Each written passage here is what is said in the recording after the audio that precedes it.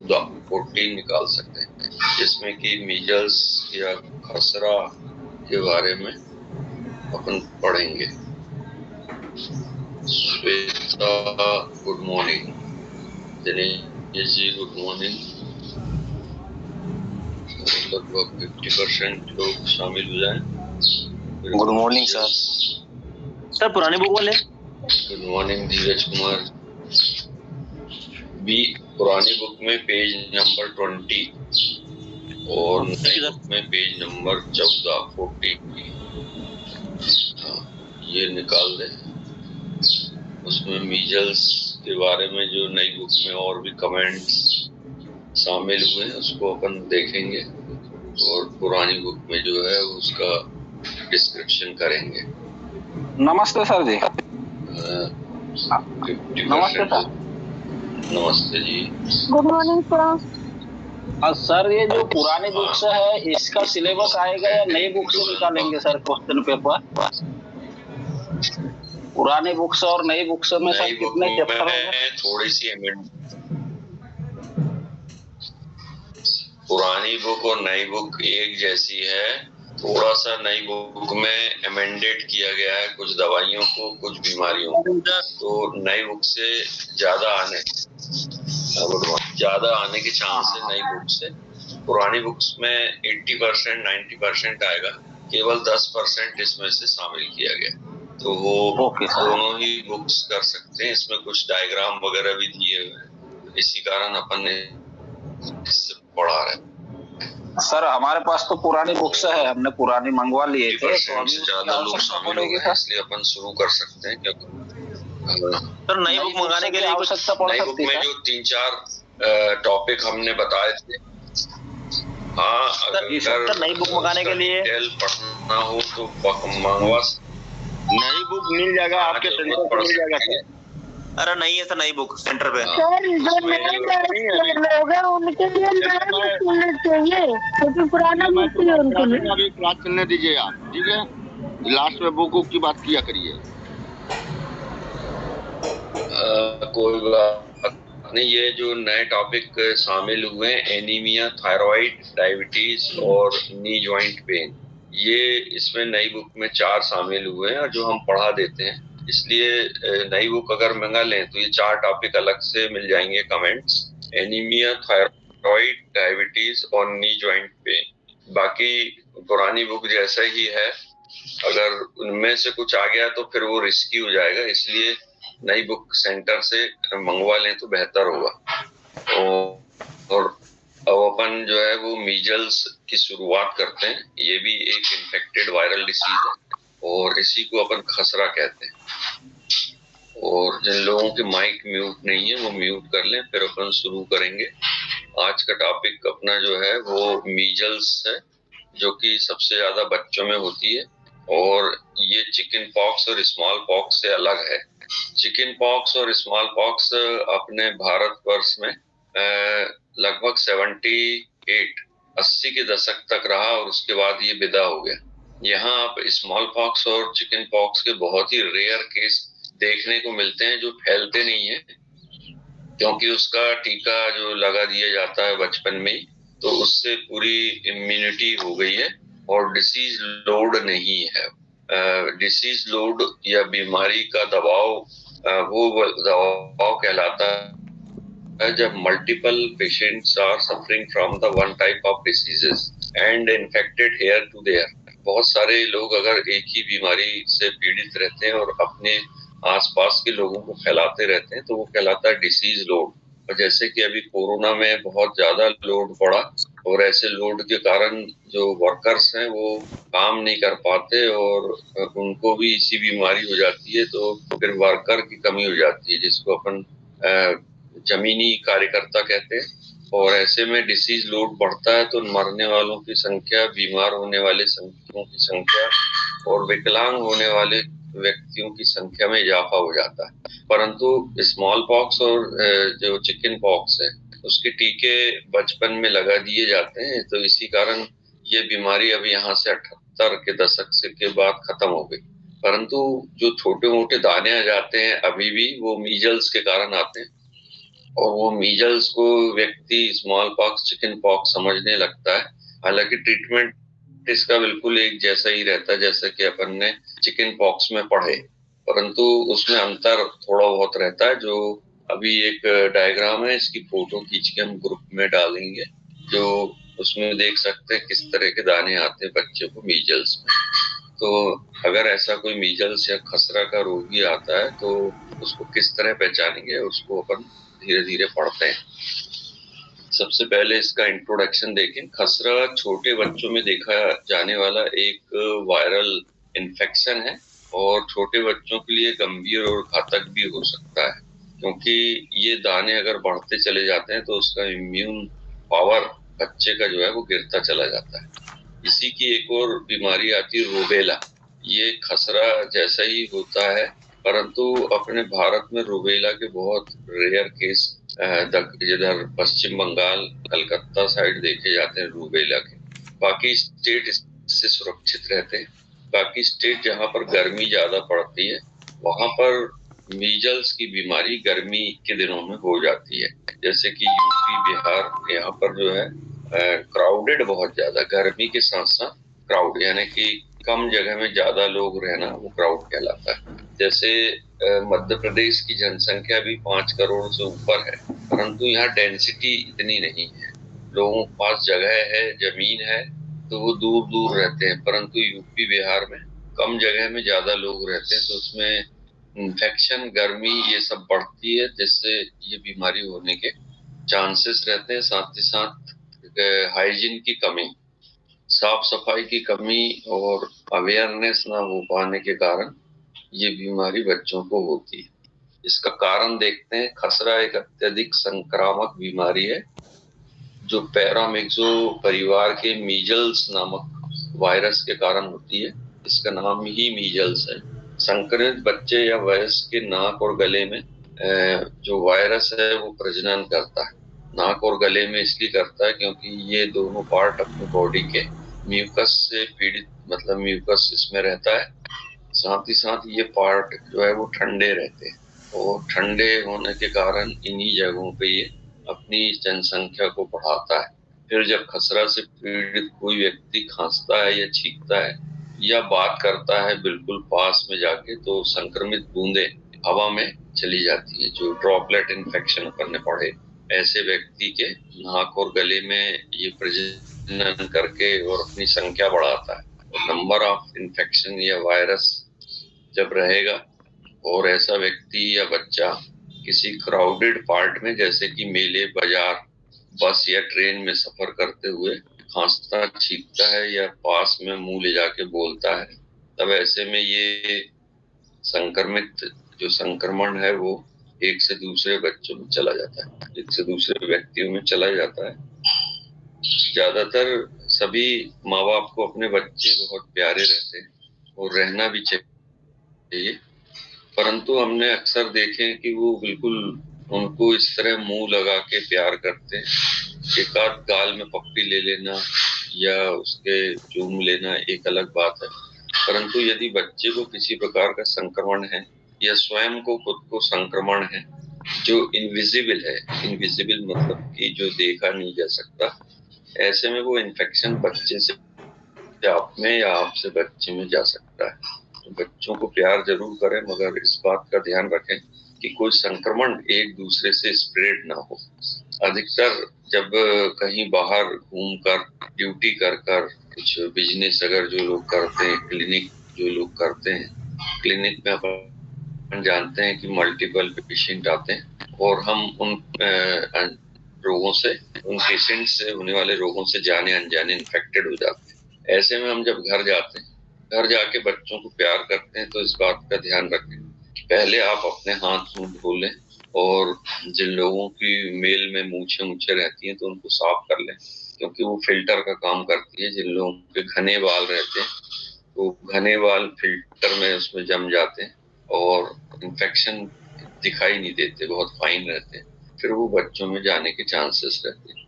इसलिए पेशेंट को अपन काउंसलिंग करते हैं कि इन छोटी छोटी बातों का ही आप ध्यान रखेंगे तभी सुरक्षित है।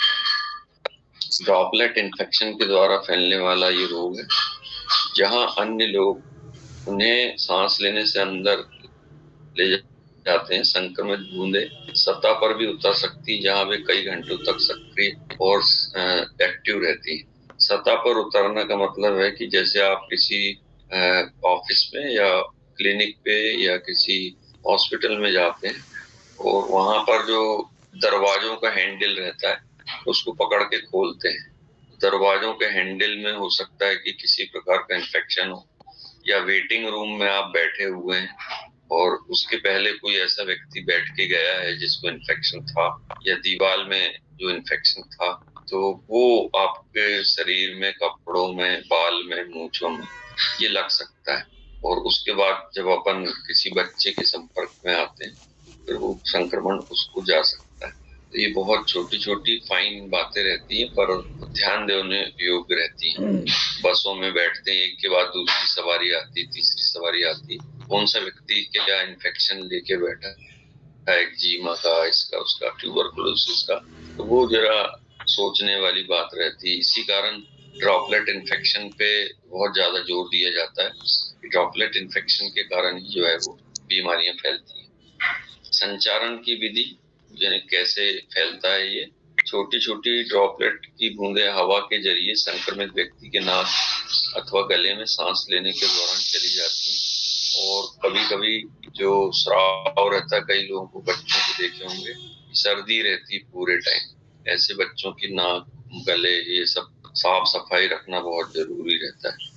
स्लम्स एरिया, गंदी बस्ती, झुग्गी झोपड़ी अथवा रिमोट के गांवों में आज भी हम लोग कभी कभी कैंप लगाते हैं तो देखते हैं कि बच्चों की हाइजीन नॉट मेंटेन, उसके हाइजीन मेंटेन नहीं। और यदि मान लो उनके पेरेंट को अपन कहते हैं कि भाई ये इसकी साफ सफाई रखा करो आप, तो वो तुरंत जो है वो बच्चे की नाक पोंछ के उनकी साड़ी से पोंछ लेती। ये प्रैक्टिस जो है वो इस तरह की रॉन्ग प्रैक्टिस की बीमारी को फैलाती।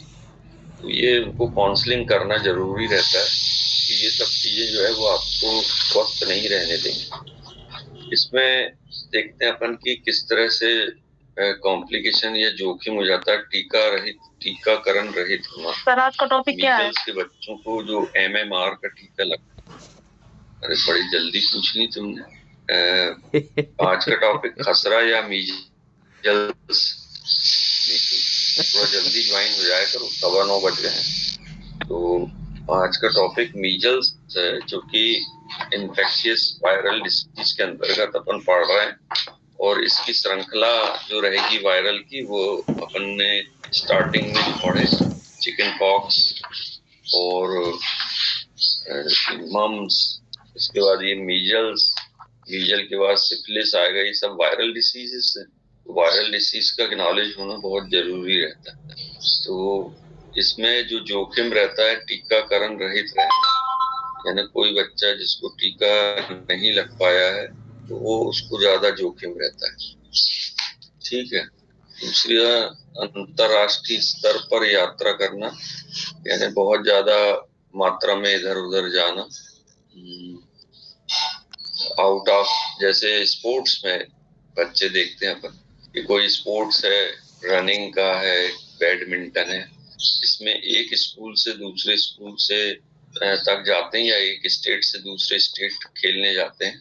कुछ बच्चे स्टेट से अंतरराष्ट्रीय स्तर पर आउट ऑफ इंडिया भी जाते हैं। तो उनको ये ध्यान रखना पड़ता है कि वहाँ की कोई बीमारी वो लेके ना आए, इसलिए फॉरेनर से ज्यादा चिपकना नहीं चाहिए। हम फार्मेसी का कैंप दिल्ली ले जाते हैं तो दिल्ली में इंडिया गेट पे फॉरेनर्स भी आते हैं, तो हमारे यहाँ के कॉलेज के स्टूडेंट वो गोरे गोरे लोगों को देख के उनसे चिपकने की, फोटो खिंचाने की, सेल्फी लेने की कोशिश करते हैं। तो वक्ती तौर पे तो ठीक रहता है, मगर ज्यादा अगर आप उनसे कांटेक्ट करेंगे तो हो सकता है आपकी कोई बीमारी उनको और उनकी कोई बीमारी आपको लग सकती है। तो इसी कारण जो है वो सेपरेशन जरूरी रहता है, सेपरेट कर रखें। तीसरा है विटामिन ए की कमी होना। विटामिन ए जो है वो अपन बच्चों को देते हैं, जैसे कि न्यू पैदा होने वाले बच्चे, जो नए न्यू बॉर्न बेबी रहता है उसके आंख में AgNO3 डालते हैं। बच्चों को AgNO3 जो सिल्वर नाइट्रेट का ड्रॉप डालते हैं आंख में, उसी समय विटामिन ए की 2 बूंद उसके मुंह में भी डालते हैं। अगर वो बच्चा विटामिन ए नहीं ले पाता तब भी खसरे का जोखिम जो है वो बढ़ जाता है। तो ये इस तरह से जोखिम बढ़ने के कारण 3 बताए अपन ने। एक तो टीकाकरण नहीं होना, अंतरराष्ट्रीय स्तर पर इधर से उधर जाना और विटामिन ए की कमी होना। ये चीजें जो है वो इस रोग को बढ़ाने में कारगर रहती है। इसलिए उनकी बच्चों की हिस्ट्री ली जाती है पेरेंट्स से कि क्या इसको ये टीका लग चुका है, कहीं घूमने तो नहीं गया था, विटामिन ए उसको पिला दी गई। बूस्टर डोज भी अपन पिला सकते हैं बचपन में, अगर किसी को विटामिन ए नहीं मिला तो बाद में भी दे सकते हैं। अब इसके अपन लक्षण देखते हैं कि कौन कौन से सिम्टम्स आएंगे, तब अपन समझेंगे कि ये खसरा है। खसरे के लक्षण वायरस के संपर्क में आने के लगभग 10 से 14 दिनों के बाद दिखाई देते हैं, और उसमें क्या क्या दिखते हैं वो अपन देखेंगे। तो कई बार जैसे अपन कहीं से इन्फेक्शन लेके आए हैं, नहा लिए, ये कर लिए, मगर गले में या नाक में इन्फेक्शन के कीटाणु जो है वो पड़े हुए हैं और वो अपीयर होते हैं 10 से 14 दिन के बाद। तब अपन उस बात को ध्यान रखें कि आज से जब से लक्षण अपीयर हुए हैं उससे 10-15 दिन पहले वो जो बच्चा है या पेरेंट्स है कहीं घूमने, शादी ब्याह में, मेले में और बाजार में कहीं ऐसे ज्यादा क्राउडेड वाले एरिया में तो नहीं गए। तो अगर ऐसा जाते हैं तो फिर वो उसका कारण बन सकते हैं। ऐसे में 10 या 14 दिन बाद सबसे पहले फीवर आता है, बुखार आता है, और बुखार अपन वायरल समझ के जो है वो उसको सहन करते हैं। दूसरा फिर सूखी खांसी, 24 घंटे बुखार रहने के बाद ड्राई कफ हो जाता है, सूखी खांसी आती है, उसमें से कुछ निकलता नहीं। सूखी खांसी के साथ साथ उसकी नाक से पानी निकलने लगता है, जिसको अपन नेजल डिस्चार्ज बोलते हैं। गले में खराश, गले में जो है वो सोरनेस हो जाती है और बहुत ऐसा लगता है चम्मच से किसी ने खुरच दिया, इस तरह की खराश आती है। ऐसी खराश राइनाइटिस के केस में भी आ सकती है, वायरल में भी आ सकती है। सूजन आंखों में जो सूजन है ये इसका अलग से सिम्टम है, नेत्र श्लेष्मा शोथ कहलाता है ये। मतलब आंख की जो म्यूकस मेम्ब्रेन है, आंखों के ऊपर एक म्यूकस मेम्ब्रेन छाई रहती है जिसको हम कंजक्टाइवा कहते हैं। ये कंजक्टाइवा में जो है वो लालपन आने लगता है क्योंकि वहां की ब्लड सप्लाई बढ़ने लगती है। अंदरूनी परत पर मुंह के अंदर पाए जाने वाले लाल रंग की पृष्ठभूमि पर नीले सफेद केंद्र वाले सफेद धब्बे, जिन्हें वॉल्पिक स्पॉट भी कहा जाता है, प्यूपिल स्पॉट कहते हैं एक्चुअली उसको। तो पेशेंट के मुंह को खोलेंगे बच्चे को और टार्च मार के दोनों तरफ देखेंगे अंदर गाल में, तो गाल में जो लालपन दिखाई देना चाहिए बिल्कुल प्लेन। तो छोटे बच्चे जो फीडिंग करते हैं उनके गाल में बक्कल पैड भी रहता है। बक्कल पैड यानी कि चर्बी का एक काफी गुच्छा जो यहाँ गालों में दिखाई देता है, और उसी को अपन चब्बी चिक्स कहते हैं। तो वो चब्बी चिक्स क्योंकि उनको मदर का मिल्क सक करना है, इसी कारण वो गालों में पैड रहता है, पर अंदर वाली लेयर हमेशा लाल ही रहती है और प्लेन रहती है। ये उनकी खुरदुरी हो जाती है जो लोग तम्बाकू, गुटखा, सिगरेट वगैरह खाने का काम करते हैं, तो वो बीमारी होती सब म्यूकस फाइब्रोसिस, तो वो एक अलग चीज है। परंतु यदि उसमें काले कलर के, बैगनी कलर के, नीले कलर के कोई स्पॉट, छोटे छोटे कोई दाने 1 से लेके 10-15 तक मिल सकते हैं, तब अपन समझ सकते हैं कि ये हो सकता है कि ये खसरे के हों। बड़े चपटे धब्बों से एक त्वचा लाल चकते जो अक्सर एक दूसरे से जुड़े हुए रह सकते हैं या अलग भी, तो ये 2 से 3 सप्ताह के अंदर आ जाते हैं। इसके बाद बच्चा बहुत इरिटेटिव हो जाता है, इरिटेटिव यानी कि चिड़चिड़ा, और हमेशा रोता है। मदर का मिल्क भी उसको स्वाद नहीं है और भूख भी नहीं लगती उसको, और चिड़चिड़ा हो जाता है क्योंकि उसके बदन में खसरे के कारण ईचिंग होती है और इरिटेशन यानी सुरसुराहट टाइप की होती है। उसके नाक और गले में उसको ऐसा लगता है जैसे कोई कबूतर का पंख जो है वो चला रहा है, कबूतर का पंख चला रहा है, मतलब कि सोरनेस ऑफ द थ्रोट। और हमेशा जो है वो बोलने में, रोने में भी उसकी आवाज उतनी क्लियर नहीं आती जितनी आना चाहिए। तो वो बच्चा रोता कोई बात नहीं, रोने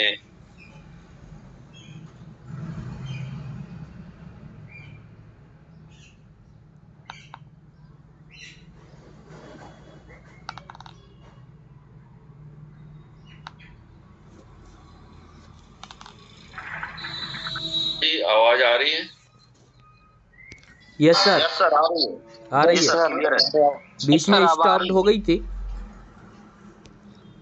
हाँ, ये क्या है, यहाँ लाइट गोल हो गई अचानक, तो नेट चला गया था। तो अभी हमने जो है वो इसको हॉटस्पॉट से जोड़ दिए, तो अब नेटवर्क आ रहा होगा। ठीक है, तो आना शुरू करें। जी सर, स्टार्ट। ठीक है, ठीक है, ठीक है। हाँ हाँ, अब इसका अपन इंक्यूबेशन पीरियड देखते हैं। इंक्यूबेशन पीरियड खसरे का क्या रहता है, और बाकी अपन ने सिम्टम्स देख लिए। इंक्यूबेशन पीरियड का मतलब होता है किसी भी बीमारी का वेरुलेंस। वेरुलेंस का मतलब होता है आक्रमण, कि वो बीमारी कितना आक्रमण करेगी, कितने समय तक रहेगी, और उसके बाद अगर मान लो उसका इंक्यूबेशन पीरियड टाइम खत्म हो जाता है तो वो अपने आप खत्म हो जाती है बीमारी, क्योंकि जो इम्यून पावर या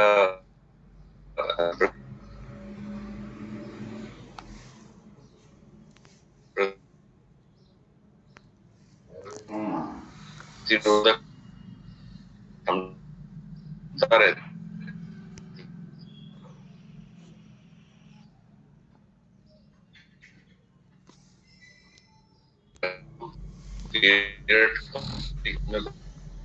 कुछ भी समझ में नहीं आ रहा। इंक्यूबेशन पीरियड के बारे में देखते हैं। संक्रमित होने के बाद पहले 10 से 14 दिनों तक आपके पास खसरे के कोई लक्षण नहीं आते, उभरते हैं।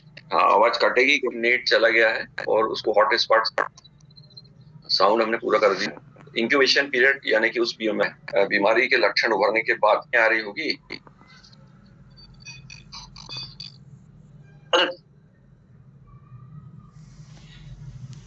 टाइम पीरियड से रिपीट करने से। हाँ, टाइम पीरियड या इंक्यूबेशन पीरियड के बारे में ये है कि 10 से 14 दिन तक ये बीमारी के सिम्टम आते हैं, और फिर 10 दिन तक ये प्रेजेंट रहते हैं, और 10 दिन तक प्रेजेंट रह के और अपने आप 10 दिन बाद ये बीमारी ठीक हो जाती है, यदि किसी बच्चे का इम्यून पावर ठीक हो। और अगर इम्यून पावर वीक रहता है तब ये फिर बीमारी कॉम्प्लिकेशन में बदल जाती है।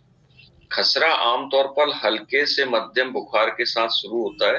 अक्सर लगातार खांसी, बहती नाक, आंखों में सूजन, गले में खराश बनी रहती है, और ये बीमारी हल्की हल्की चलते रहती है। परंतु तीव्र तरीके से 5 दिन बाद दाने छोटे लाल लाल धब्बे में बदल जाते हैं, जिनमें से कुछ थोड़े उभरे हुए रहते हैं। दाने सबसे पहले चेहरे पर कान के पीछे दिखाई देते हैं, और अगले कुछ दिनों में ये दाने बाहों पर और धड़ में फैल जाते हैं, मतलब कि छाती पे और पीठ पर आ जाते हैं। फिर जांग और निचले पैरों पर पैर तक चले जाते हैं। इस दौरान बच्चे का बुखार जो है वो 103 से 104 तक आ जाता है। खसरे के दाने धीरे धीरे कम हो जाते हैं, पहले चेहरे से, अंत में जांघों और पैरों से गायब हो जाते हैं। इसमें जो दाग आते हैं या दाने आते हैं, वो दाने रिवर्स डायरेक्शन में ठीक होते हैं। दाने जो रहते हैं वो रिवर्स डायरेक्शन में कैसे, जो दाने पहले उभरे थे वो पहले जाएंगे, और जो बाद में उभरे थे वो बाद में जाएंगे, है ना। कुछ बीमारी रिवर्स डायरेक्शन में ठीक होती है, मगर ये चेहरे के दाने अगर पहले आए थे दूसरे तीसरे दिन तो ये जल्दी चले जाएंगे, और पैरों के 7वें 8वें दिन आए थे तो वो देर से जाएंगे। इस प्रकार से ये दाने जो है वो गायब होने लगते हैं। इसके कॉम्प्लिकेशन अगर अपन देखें, फिर फीवर भी कम होते चला जाता है। 9वें और 10वें दिन तक जो है वो नॉर्मल टेम्परेचर आ जाता है।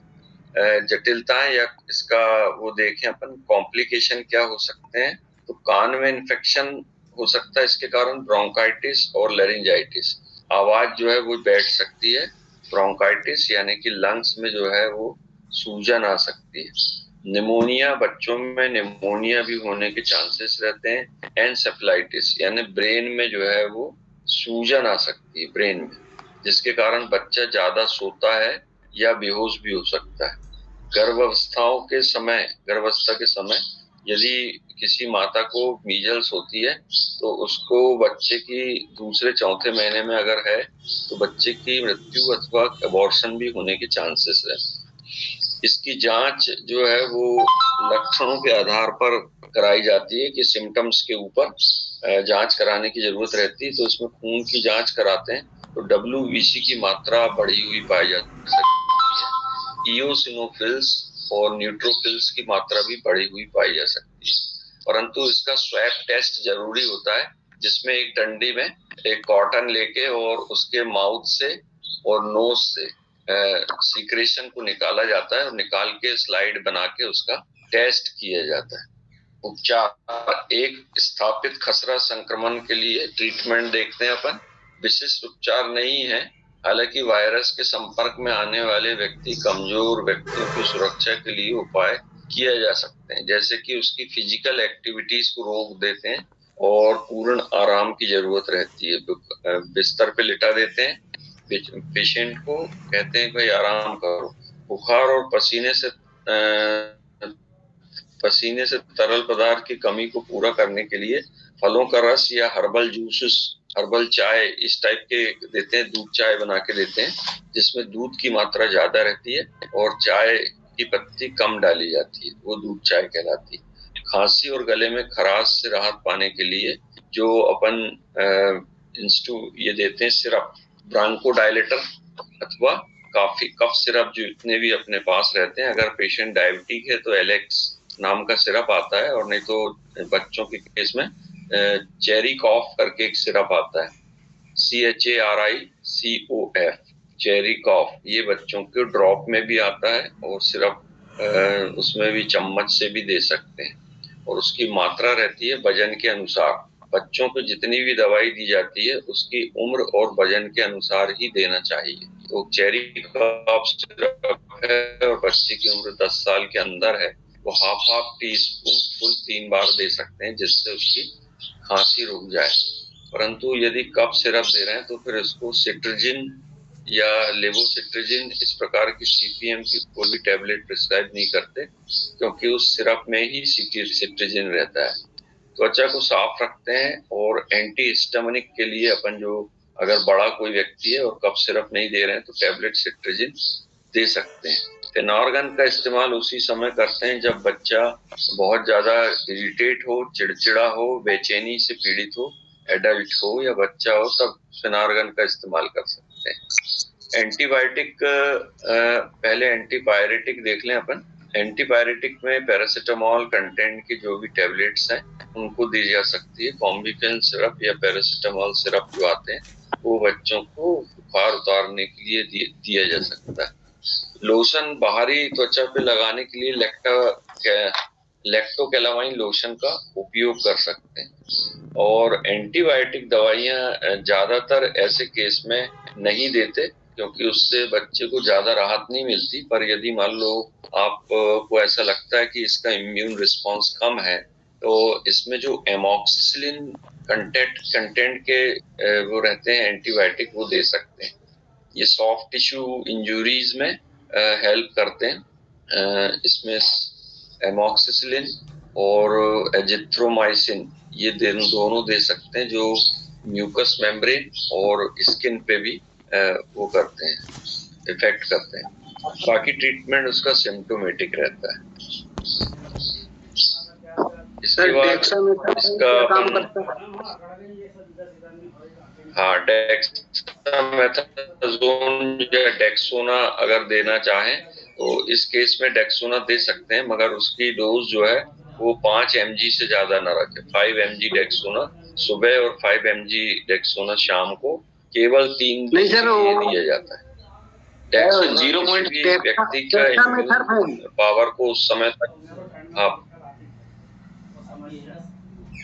डेक्सामेथासोन की बात कर रहे हैं, उसके टैबलेट का नाम है डेक्सोना। अरे सर वो नहीं है। डेक्सामेथासोन सिरप में रहता है सर, डेक्सामेथासोन। हाँ, तो वो सिम्टोमेटिक जो आप ट्रीटमेंट देते हैं ऐसे केस में वो दे सकते हैं। According to the condition of patient treatment किया जाता है। इसमें होम्योपैथिक अपन उपचार बताते हैं, क्योंकि अपना मेन जो है वो इलेक्ट्रो होम्योपैथी और होम्योपैथी का रहता है। तो होम्योपैथी उपचार में इसका जो एकोनाइट दी जाती सब एक्यूट केस में अपन को ऐसा डाउट है कि अभी अभी बीमारी आई है और दूसरे तीसरे दिन ही पेशेंट आ गया है, तो उसको एकोनाइट देते हैं, जिसमें कि उसकी त्वचा सूखी रहती है, तेज बुखार की कंप्लेंट, आंखों में लालपन, तेज प्यास, घबराहट अगर होती है तो उसको जो है वो एकोनाइट नेफिलस प्राइमरीली दी जाती है। परंतु पेशेंट अगर लेट आया है और उसमें रेडनेस ज्यादा दिखाई दे रही तो बेलाडोना का इस्तेमाल किया जाता है, जो बुखार तेजी से आता है और तेजी से चला भी जाता है। पेशेंट कहता है कि उसको सुबह बहुत तेज बुखार था 12 बजे तक, पर शाम को बुखार नहीं रहा, और उसके बाद उसका लालपन देखते हैं, चेहरे उसका लाल हो जाता, आंखें लाल रहती है, तो फिर बेलाडोना का इस्तेमाल कर सकते हैं। अगर दानों का कलर लाल है और छूने में गर्मी लगती, उसकी स्किन गर्म रहती, तब भी अपन बेलाडोना का इस्तेमाल कर सकते हैं। तीसरी मेडिसिन रहती है ब्रायोनिया।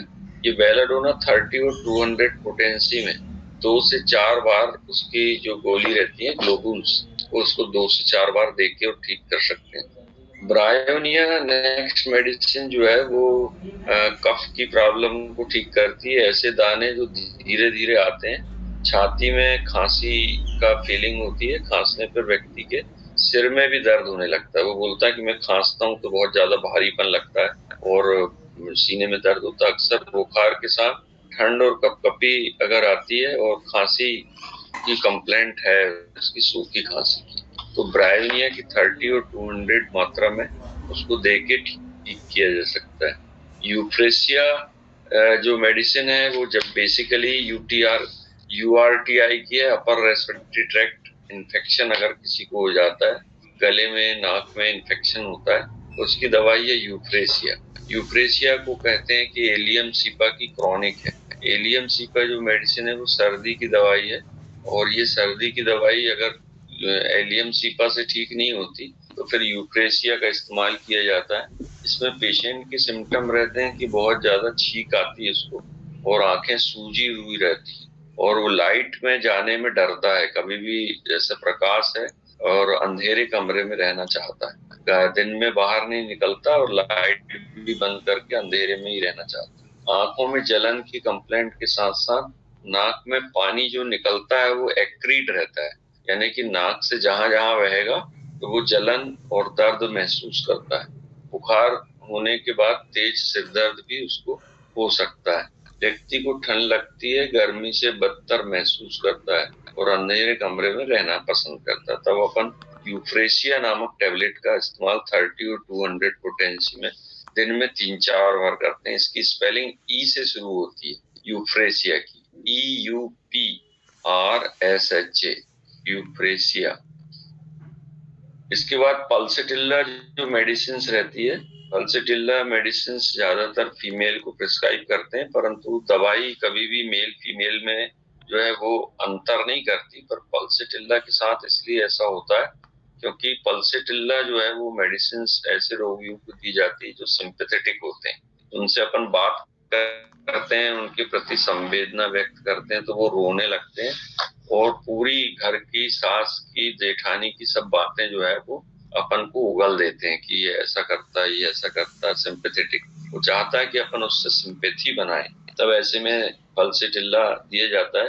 ऐसे में दाने धीरे धीरे विकसित होते हैं और सर्दी का मुख्य लक्षण रहता है। पेशेंट की नाक जो है वो पीले रंग के डिस्चार्ज से भरी रहती है और कानों में प्लगिंग, सूजन, हल्की सी सूजन दिखाई देती है, कानों में भरा हुआ रहता है, उसको बहरापन सा लगता है, प्यास ज्यादा लगती है और तबीयत उसकी गर्म कमरों में ज्यादा हो जाती है और खुले में उसको आराम होता है। ये ब्रायोनिया का उल्टा रहता है। ब्रायोनिया में अंधेरे में रहना चाहता है व्यक्ति यूफ्रेसिया में, और इसमें खुले में रहना चाहता है। ये थोड़ा सा डिफरेंस होता है। फिर नेक्स्ट आती है जेल्सिमियम, GELCIMUM। जेल्सिमियम दवाई भी खसरे में प्रभावकारी रहती है। इसमें बुखार के साथ साथ सुस्ती आती है, रीढ़ की हड्डियों के ऊपर दर्द और दाने जो रहते हैं वो ज्यादातर पीठ और पेट पर बहुत ज्यादा रहते हैं जेल्सिमियम। परंतु जेल्सिमियम के पेशेंट की जो मेंटेलिटी रहती है, साइकोलॉजी, वो ये कि वो पहली बात तो डॉक्टर के पास आता नहीं है, स्वयं किसी दूसरे के द्वारा लाया जाता है। वो एडल्ट पेशेंट भी है तो दूसरे व्यक्ति उसको लेके आता है। क्लिनिक के अंदर पहले अटेंडर घुस जाता है, पेशेंट पीछे ही खड़ा रहता है, फिर वो आपसे बात करके उसको इंट्रोड्यूस कराएगा, फिर वो पेशेंट को लेके आता है। तो ये अपन उसको देखते हैं कि पेशेंट की एंट्री बाद में होती है, अटेंडर की एंट्री पहले हो जाती है। ये थोड़ा सा प्रॉब्लम रहती है।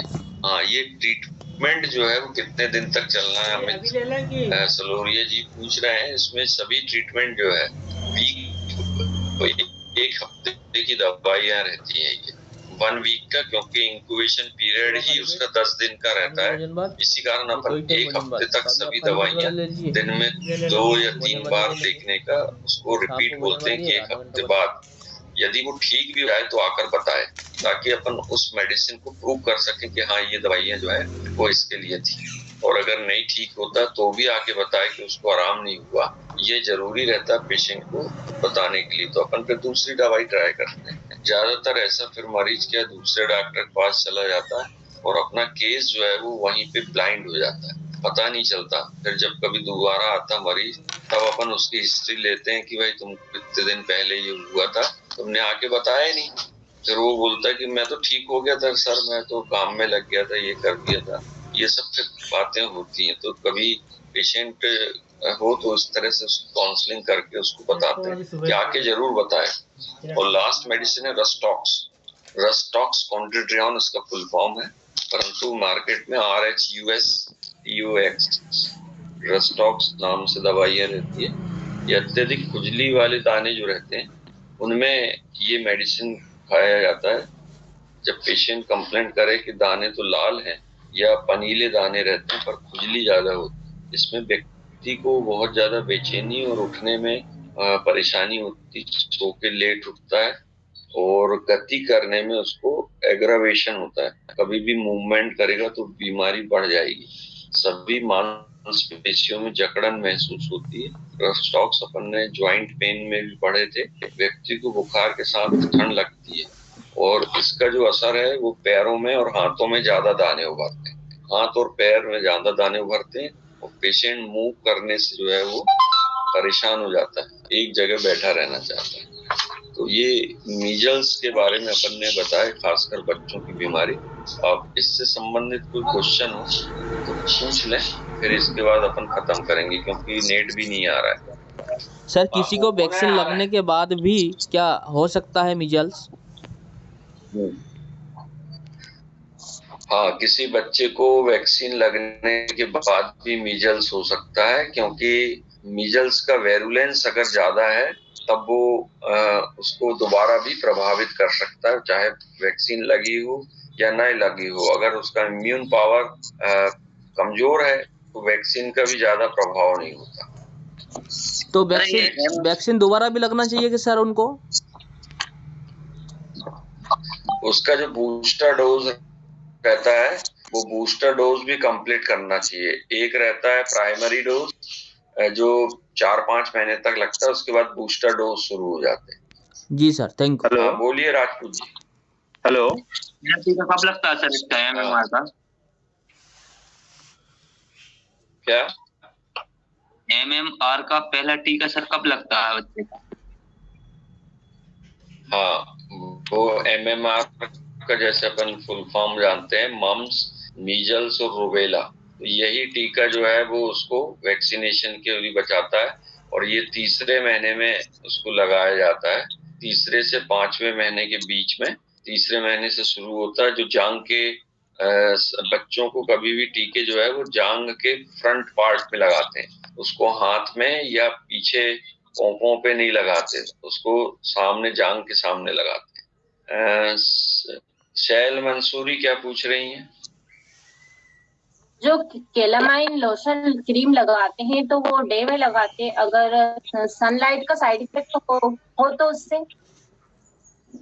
हाँ, ये जो लैक्टोकेलामाइन लोशन है, ये अपन उसको दिन में लगाते हैं सनलाइट में, ताकि सनलाइट की जो किरणें हैं वो उस मेडिसिन को स्किन के अंदर तक ले जाएं। जो अंदर तक जाती हैं अपने सूर्य की किरणें, तो रात में लगाने से उसको बेचैनी और चिपचिपापन महसूस होता है। और कैलामाइन लगाने के बाद उसको फिर हल्के गर्म पानी से नहलाना चाहिए, या उसको कपड़े से वॉश करते हैं। बच्चे को स्पॉन्जिंग जिसको बोलते हैं, स्पॉन्जिंग करना चाहिए। आशुतोष टीकादार जी क्या पूछ रहे हैं? हेलो सर, आमतौर पर देखा गया है सर कि बरसात की सीजन में बच्चे को वायरल इन्फेक्शन होता है, तो उसमें भी ये मीजल्स की वायरस हो सकता है क्या वो इन्फेक्शन में? हाँ, इसी कारण अपन डीडी पढ़ाते हैं। डीडी का मतलब होता है डिफरेंशियल डायग्नोसिस। डिफरेंशियल डायग्नोसिस में हम उन सिम्टम्स से दूसरी बीमारी को अलग करते हैं जो कि उसके जैसे दिखाई देते हैं। जैसे कि अपन ने वायरल इन्फेक्शन की आप बात कर रहे हैं, तो वायरल इन्फेक्शन में फीवर जो है वो 101 से ज्यादा नहीं जाता कभी भी, परंतु यदि मीजल्स है बच्चे को तो दाने के साथ साथ उसका फीवर 104, 105 तक चला जाता है। ये बीमारी डिफरेंशियल डायग्नोसिस में हेल्प करती है। साथ ही साथ अभी हम एक फोटो भी डालेंगे इसमें, अभी खींच के जस्ट क्लास के बाद जो गुप्ता जी ग्रुप में डाल देंगे, वो फोटो देख सकते हैं कि दाने मीजल्स के इस तरह से आएंगे करके। ठीक है ना? तो वो अंतर, जबकि सिंपल वायरल फीवर में दाने नहीं आते और बुखार की वेरुलेंस भी कम रहती है। सर ग्रुप कौन सा है सर? ग्रुप में मैं हुई नहीं शायद, आप जो भी ग्रुप में, हाँ, प्रवीण प्रताप जी ग्रुप में रहने के लिए अपना फोन नंबर ये गुप्ता जी को दे दीजिए। विशेष गुप्ता जी, इनका फोन नंबर नोट कर लेना भैया, ताकि उसको ग्रुप में सर आज का टॉपिक क्या है? आई नेट भी शामिल नहीं हुए अपने नंबर। हेलो, इसमें खाने में क्या परहेज रखना पड़ता है खाने में? सर आई नेट प्रॉब्लम आ रही है। आज का टॉपिक क्या था? आज का टॉपिक था मीजल्स या खसरा, खसरे की प्रॉब्लम्स अपन बता रहे थे बच्चों की। और ये प्रवीण कुमार जी ने अपना नंबर इसमें भेज दिए। जी सर, आज नेट प्रॉब्लम आ रही है। हाँ, दिनेश जी क्या बोल रहे हैं? सर खाने में परहेज करना पड़ता है, ऐसा कुछ बता दो। हाँ, बच्चों ज्यादातर ये बच्चों की बीमारी रहती है, इसलिए खाने में कोई परहेज नहीं करते, क्योंकि बच्चा जो है कोई मुर्गा मछली ये तो उड़ाएगा नहीं। इसमें खासकर जो मुनगे की रहती है, जैसे इसमें इडली और सांभर, इडली और डोसे के साथ एक सांभर मिलता है, सांभर में मुनगा डाला जाता है, तो उसका इस्तेमाल ना करें, क्योंकि मुनगा जो रहता है ड्रम स्टिक भी कहते हैं उस फल्ली को, बड़ी बड़ी रहती है फल्ली, उसको काट के और उसमें डालते हैं, तो उसका इस्तेमाल ना करें।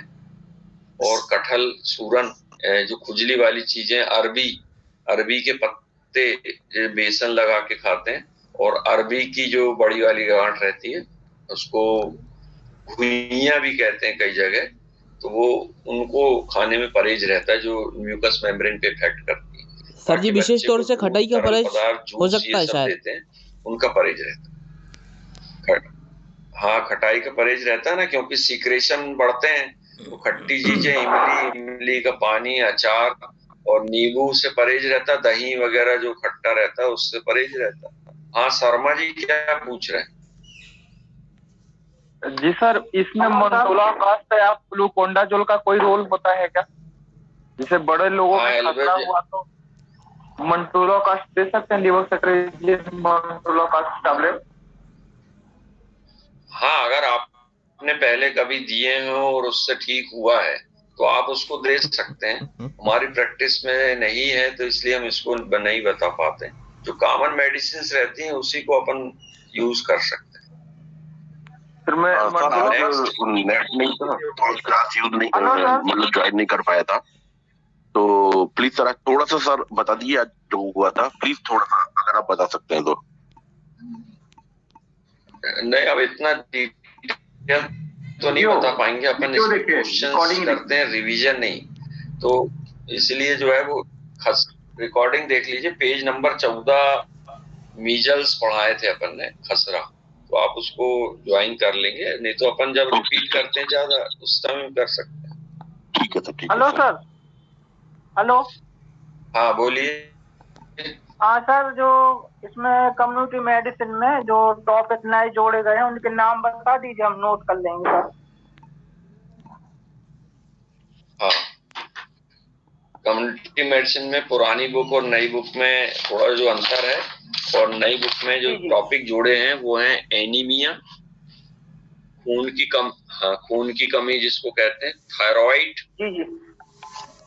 डायबिटीज और नी जॉइंट पेन और पोषण जिसको अपन वो कहते हैं भोजन करना, पोषण, उसमें नई नई चीजें आई है। बाकी सेम टू सेम पुरानी बुक से ही है। हाँ, न्यूट्रिशन। Thank you sir. ठीक है। और किसी को कोई क्वेश्चन है, फिर बंद करें अपन।